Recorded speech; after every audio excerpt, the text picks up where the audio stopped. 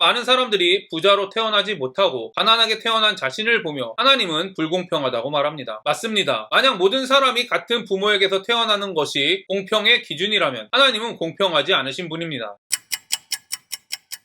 안녕하세요. 바이블 TMI의 마카리오스입니다. 오늘 본문은 느헤미야 11장 10절부터 21절입니다. 오늘 본문은 어제 본문인 11장 1절부터 9절과 연결된 본문입니다. 그래서 오늘은 어제 본문과 오늘 본문을 같이 묵상하도록 하겠습니다. 오늘 말씀은 예루살렘에 거주한 사람들의 명단이 기록되어 있습니다. 오늘 말씀을 통해 하나님이 세우시는 리더의 특징, 메시아 컴플렉스, 공평하신 하나님에 대해 깊이 묵상하는 시간이 되기를 바랍니다. 백성의 지도자들은 예루살렘에 거주하였고 그 남은 백성은 제비 뽑아 10분의 1은 거룩한 성 예루살렘에서 거주하게 하고 그 10분의 9는 다른 성읍에 거주하게 하였으며 예루살렘에 거주하기를 자원하는 모든 자를 위하여 백성들이 복을 빌었느니라. 성벽 공사가 완공되자 예루살렘에 정착할 사람들이 필요했습니다. 하지만 1절과 2절을 보면 예루살렘에 정착하는 사람들을 결정하는 방법은 자원과 제비를 뽑는 방법이었습니다. 예루살렘에 자원하여 정착하는 사람이 적어서 제비를 뽑았다고 보는 것이 학자들의 주장입니다. 즉 예루살렘에 정착하는 일은 사람들이 원하지 않았다는 것을 알 수 있습니다. 그러나 1절을 보면 많은 사람들이 꺼려하는 예루살렘에 백성의 지도자들이 거주하였다고 기록되었습니다. 느헤미야를 비롯한 이스라엘의 지도자들은 먼저 모범을 보였습니다. 바울과 바나바도 안디옥 교회에서 사역을 할 수 있었지만 이방인을 위한 선교에 모범을 보였습니다. 무엇보다도 예수님께서도 자신의 목숨을 내어주시는 모범을 보이셨습니다. 그렇습니다. 하나님이 세워주신 리더는 어려운 일을 하라고 강요하는 사람들이 아니라 먼저 어려운 일을 스스로 감당하는 사람들입니다. 그리고 인간적으로 볼 때 힘들고 어리석은 일처럼 보이는 일들이 얼마나 행복한 일인지 증명하는 사람들입니다. 이와 같이 성경에 대해 말하는 사람들이 있다면 그들의 말과 삶이 일치하는지 확인하십시오. 목사, 장로 등의 직분을 가진 사람을 하나님이 세운 리더라고 말하는 사람들을 조심하십시오. 이들이 하나님의 사역이라고 강조하는 일에 대해 어떻게 하고 있는지 확인하십시오. 여러분, 이 사실을 반드시 기억하시기를 바랍니다. 베드로는 유대의 전도자로, 바울은 이방인의 전도자로, 요한은 예수님의 어머니 마리아를 돌보는 일로 부름받은 것과 같이 그리스도인의 부르심은 모두 다를 수 있습니다. 그러나 하나님이 사용하시는 리더를 분명히 확인하는 방법은 존재합니다. 그것은 바로 하나님이 세워주신 모든 리더는 세상 사람들은 호구라고 생각하는 한상설교에 기록된 그리스도인의 윤리를 지키기 위하여 자신의 욕망과 실제로 싸우는 사람들이라는 것입니다. 그리고 이것이 바로 천국 시민, 즉 그리스도인의 특징이기도 합니다. 저와 여러분이 율법을 온전히 지키고 원수를 사랑하고 비선에 빠지지 않는 등 예수님이 말씀하시는 천국 시민의 특징을 소유하기 위해 매순간 싸운다면 우리는 악한 세상에서 하나님의 거룩을 증거하는 하나님이 사용하시는 리더가 되어 있을 것입니다. 세상은 힘과 권력을 가지고 명령하는 사람들을 리더라고 생각합니다. 그러나 성경에 기록된 리더는 세상의 힘과 권력의 소유와 무관하게 악한 이 땅에서 하나님의 거룩을 증거하는 사람입니다. 세상의 욕망을 포기하고 먼저 하나님이 주신 사명을 감당하는 사람입니다. 아마 대부분의 사람들은 이미 리더일 것입니다. 여러분은 교회의 리더나 교사일 수도 있고 가정에서 엄마, 아빠 또는 언니, 오빠, 누나, 형이라는 리더일 수도 있습니다. 회사에서 리더일 수도 있습니다. 여러분은 어떤 리더입니까? 자신의 권력과 재물로 굴복시키는 리더입니까? 담원이설로 가스라이팅을 하는 리더입니까? 자신을 부인함으로 거룩을 증거하는 리더입니까? 저와 여러분이 하나님이 우리를 구원하신 목적, 즉 악한 세상 가운데서 하나님의 성품인 거룩을 먼저 솔선수범하는 하나님의 리더이자 참된 그리스도인이 되기를 간절히 소망합니다. 3절부터는 예루살렘에 거주한 사람들의 명단이 기록되어 있습니다. 4절과 5절은 유다 자손들, 6절부터 9절은 베냐민 자손들이 기록되어 있습니다. 10절부터 14절은 하나님 전에서 일하는 사람들의 명단입니다. 15절부터